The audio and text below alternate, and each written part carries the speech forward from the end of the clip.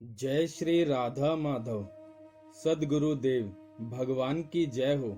परम पूज्य श्री भाई जी की पुस्तक से आज भाई जी कह रहे हैं, आरंभ में कठिनाई होती है, पर ऐसी ऐसी युक्तियां हैं कि जिनके करने से मन वश में होगा ही।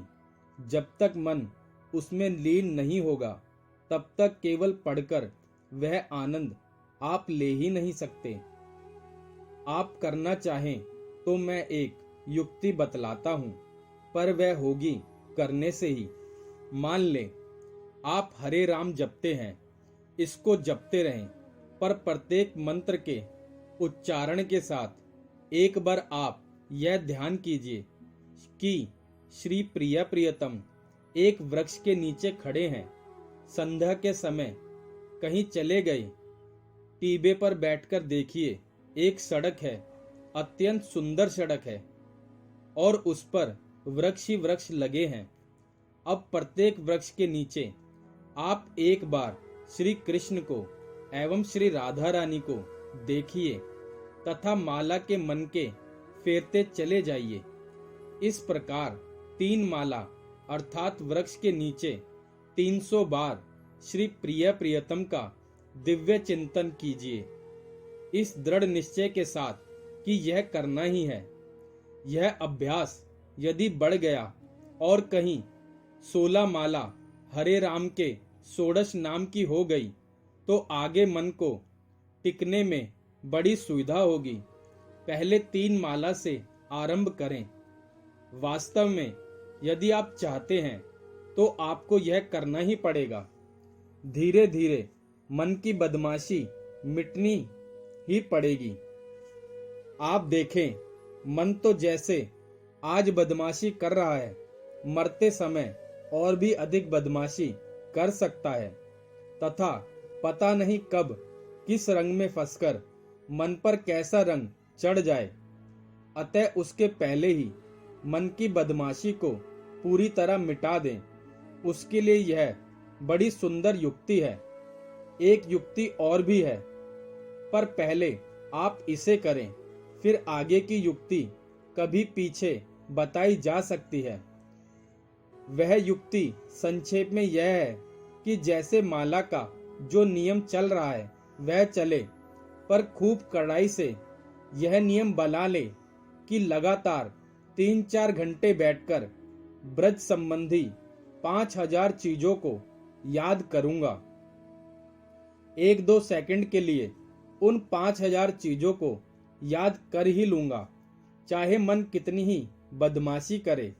इसके लिए एक किताब बनाकर अपने पास रख लेनी चाहिए तथा 1, 2, 3 ऐसे नंबर लगाकर जैसे पाठ किया जाता है वैसे एक एक चीज को पढ़ते जाना चाहिए और उसका 1-1 सेकंड के लिए ही चित्र बांधते जाना चाहिए तथा जीभ से नाम चलते रहना चाहिए। होता यह है कि मन भागने लगता है, पर नियम के कारण जहां साल 6 महीने प्रतिदिन दृढ़ता से ऐसा हुआ कि अभ्यासवश मन को ठीक उसी समय प्रतिदिन वहां आना पड़ेगा, पर बिना नागा इस नियम को निभाने से ही सफलता मिलती है। हाजिरी मुलाहिजा शिष्टाचार के फेरे में पढ़ने पर तो कोई नियम नहीं सदता। पहले आप यह 3 माला वाला नियम आज से या कल से शुरू करें और इसको खूब कड़ाई से चलाइए। देखें, विषयों में सुख नहीं है, पर तो भी सुख की भ्रांति होती है। इसका रहस्य मैं आपसे निवेदन करता हूं कि यह भ्रांति क्यों होती है। मान ले खूब जोर से भूख लगी है, अब खाने के समय बड़ा आनंद मिलता है, पर असल में यह जो आनंद मिलता है वह खाने की वस्तु से नहीं आता, वह आता है उन भगवान से जो हृदय से बैठे हैं। होता यह है कि मन में इच्छा हुई, उत्कट इच्छा हुई कि कुछ खाऊं। इसी इच्छा की पूर्ति जब होती है तब उतनी देर के लिए मन की चंचलता मिट जाती है और वह स्थिर हो जाता है। स्थिर मन पर आत्मा का सुख प्रतिबिंबित होने लगता है और मनुष्य को आनंद का अनुभव होता है। असल में तो मन के टिकने से आत्मा के आनंद की छाया मन पर पड़ी है, इसीलिए आनंद का अनुभव हुआ है। इसी प्रकार सभी विषयों की बात है। इच्छा हुई और जब वह इच्छा पूर्ण होने लगती है तब उतनी देर के लिए मन स्थिर हो जाता है। मन स्थिर होते ही आत्मा की छाया उस पर पड़ने लग जाती है और मनुष्य मूर्खता से मान बैठता है कि अमुक विषय में मुझे सुख मिला है। अवश्य ही उस बात पर आसानी से विश्वास होना बड़ा कठिन है, पर सत्य बात तो यही है। इसीलिए मन को ठीक स्थिर करने की आवश्यकता है। यही मन जब भगवान में स्थिर हो जाता है तब तो ऐसा विलक्षण नित्य सुख मिलता है कि फिर वह कभी मिटता नहीं।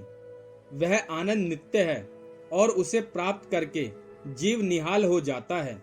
इसीलिए इसको आप अवश्य करें। लीला में मन लगाने में कोई परिश्रम नहीं है, पर हमसे नहीं होता, इसका कोई उत्तर मेरे पास नहीं है। जय श्री राधा माधव।